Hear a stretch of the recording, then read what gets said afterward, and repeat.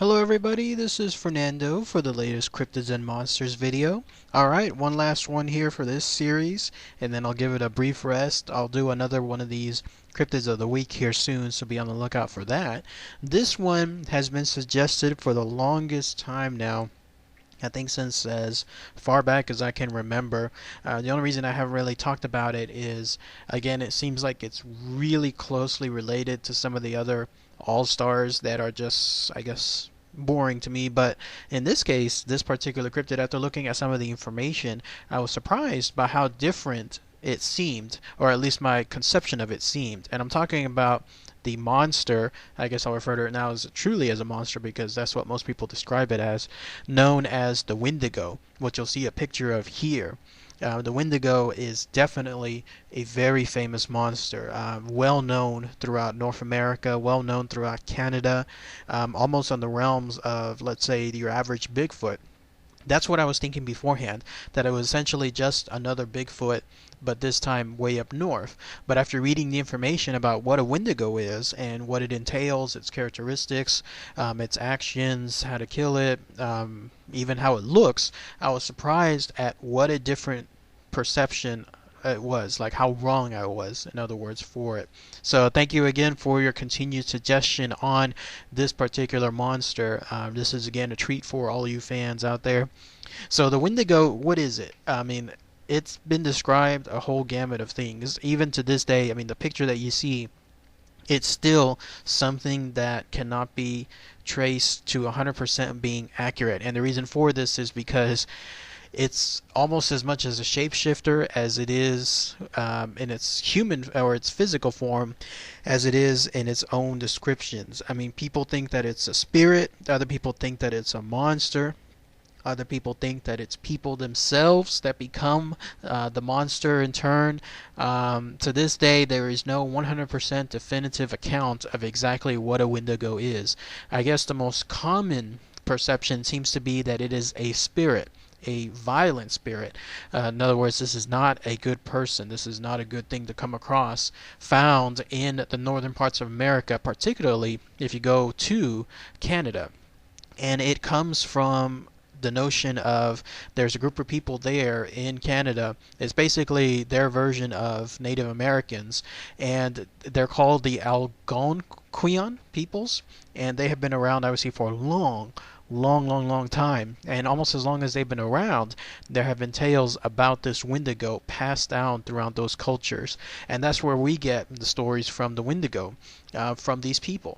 And the way that the stories go, it almost seems like it's a set of stories made to try to influence people to not do certain things. It's almost like a moralistic story there, where if you do bad things, then the Wendigo comes about, or if you do good things, then you'll avoid the Wendigo, and you'll see what I mean here in a few minutes. So going by all these different perceptions, I'm going to go ahead and just go with the notion that it is what's considered most commonly as a spirit of some sort. Other people have mentioned that it's like an ape. Other people have mentioned that it's like a zombie. It's crazy. I mean, there's so many iterations of this thing. I'm just going to go ahead and go with that it's a spirit, and this is why. Apparently, if you go anywhere up in the northern parts of America, particularly towards, again, Canada, you'll hear all these tales about that there's some kind of creature or some kind of spirit that wanders around those areas, and it's quite common of a story because those areas even to this day are still pretty much uninhabited for the most part by people. It's thousands of acres of just pure either wooded areas or pure snow driven areas, completely isolated. These are places that unless you're hunting or unless you're living in some kind of village near and around those areas, then they do not normally have people. And the way that the Algonquian stated, there's this thing, whatever it is, the monster, spirit, creature, whatever, that comes about those areas and hunts in certain periods of its life. And the reason it does this is because for the most part the Wendigo hibernates. It hibernates just like your average bear would. It hibernates for a very long time. And then when it wakes up, when it's ready for it to wake up and it's ready to hunt, it does so because it has apparently an unquenchable thirst for hunger. And this hunger is our downfall because it only feeds on people. It is cannibalistic. And the reason why it's called cannibalistic is because if you go by the notion that it's a common spirit, is because most Wendigos are people themselves that have turned into Wendigos. That's why I was curious at first when I first heard that it was cannibalistic, because how could a monster be cannibalistic if it's not eating its own kind? It's not eating other Wendigos. No. Instead, if you go by the most popular perception, it's humans that turn into these Wendigos, and then they in turn eat other people, and then that's why they're considered cannibalistic. Now, as far as the Wendigo itself and how it looks, again, so many different iterations. I'll go by the one that seems to me most common. Its most common appearance seems to be like that of a zombie. This surprised me because the only notion that I know of a Wendigo, like most comic book fans, is from the villain in the Wolverine comics, which you see a picture of here. Obviously, that doesn't look like anything like a zombie. It looks like something involving like your average Bigfoot, but in this case having to be with white fur rather than darker fur. No, as far as the actual Wendigo itself, its most common appearance seems to be like that of a corpse, like some kind of skeleton-like zombie that has a thin body, grayish skin, sunken eyes, ugly bloody lips, yellow fangs, and then also a long and slimy tongue. So you'll see another picture of here as far as some of its most common appearance. It is an ugly thing. It is something that you definitely do not want to come across there in the woods. As far as its actual height, that also in turn seems to vary. There are people that describe it as being just slightly larger than your average human, and then there are others that state that the Wendigo towers above human. I mean, that is actually several stories tall. And the reason for this is because whenever the Wendigo feasts on humans, which is again its preference, whatever it eats, it in turn grows large enough to not have that food satisfy it. So in other words, let's say if it eats 2 feet of a human, then it grows 2 feet because it's trying to quench its thirst of hunger, in this case for flesh, but it's cursed in some way to always grow more than enough to not satisfy whatever it just ate, to not be satisfied from whatever it just ate. That's its curse. So that's why some people have described encountering Wendigos as being towering, like just several stories tall, because they have been around apparently far longer than other Wendigos, and they have feasted far longer than other Wendigos, and its curse remains in the fact that it will never be able to quench that hunger. It'll always grow larger than the meat that it just ate. Other descriptions involving the Wendigo with its eyes vary in color. People have described it as being dark green to bright yellow. Its fangs, some describe it as having long yellowed fangs. Others seem to be like just razor-like talons. As far as its hands, some of them seem to be long, emaciated hands with like long fingernails.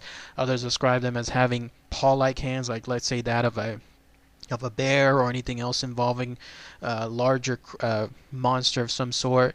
So again, very wide gamut of things when it comes to its description and how it looks. And again, the main idea for this is because with the Wendigo, it seems to be a shapeshifter. It could be something else entirely a couple minutes later than what it looks like now. It has that propensity to change its color, to change its shape, to do whatever it needs to do in order to hunt. That's another characteristic about the Wendigo. It loves hunting. From what people have described, it enjoys the hunt far more than the actual meal itself. So much so that it enjoys scaring the crap out of people. Apparently people have described stories about traveling and sensing and knowing that something is following them, and whatever this thing is, it's doing so for several hours at a time.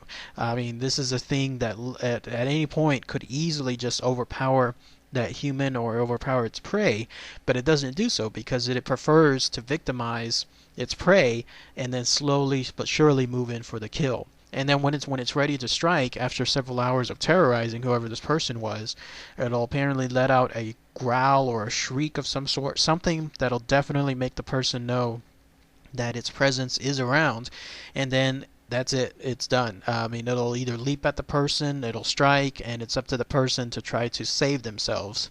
As far as being able to defeat the Wendigo, how to go about it, you might be out of luck. It's apparently very hard to defeat a Wendigo completely. The most surefire manner is to either I read stories about having silver around you and having some kind of silver stake. Apparently it's allergic or it has a severe reaction to silver. Another more common way seems to be involving fire. So if you're anywhere around, let's say a wooded area, and you start hearing the telltale signs, the shrieks of the Wendigo, or in some cases you get that sense, that sixth feeling that something is following you, and you think that it's Wendigo, then build a large amount of fire around you, because this Wendigo is severely restricted against fire. So always keep that fire going all night long, and then carry fire around you, and then in some cases you'll be safe. But the other way is, and the sure way is to, if you use that fire and it attacks, to burn it with that fire. Try to set it on fire itself, and then that way it'll try to go away. There's no 100% way to actually defeat the Wendigo short of taking it, like let's say that silver stake, and piercing it through its heart, because the Wendigo is very powerful. Because it's considered a spirit, you could burn its body, but the body itself only dies, the spirit does not. And apparently if you do that, it'll wander around and try to take over another body, and this is where another characteristic comes out of the Wendigo. And the way that people say that Wendigo are people themselves, it possesses people. That's why it's considered so fearful and so frightful there up north, because anything involving the Wendigo, it not only attacks in a physical form, but it attacks in a non-material form. It'll possess people either at night in their dreams, or it'll possess people just out of the blue. Like this spirit, whatever it is, will start to go on a hunt, and then it'll possess a person, and when it does so, it slowly but surely creates a Wendigo within that person itself. Quite bizarre and quite freaky when you think about it, because the person knows that they've been possessed, but they can do nothing about it at that point, and then slowly they start having that thirst for flesh. They start having that thirst to eat other people, and then the full transformation occurs physically whenever they have their first bite of a human. Whenever that thirst becomes so strong that they can't take it anymore, and they hunt someone, and then they eat that first pound of flesh or whatever that thing is, then that's it. The Wendigo transformation is complete, and that's truly scary, because apparently you can't do anything once a Wendigo possesses you. There are ways or cases as far as a Wendigo and what are considered possessions in the past, and I'll read some of them here. It has to go with, and this is a true psychosis. I mean, this is actually a term that's called the Wendigo psychosis, and it's an older fashioned idea that people at some point were considered possessed by the Wendigo. And the reasoning for this is, if you're in a position where you're going to face starvation, but you're still close by to civilization, close enough at least that if you truly made the effort, you can get to food if you wanted to, but you still hunted down people or ate your family or whatever, then that's when people say, oh my goodness, that person was not their right mind, they were possessed by the Wendigo.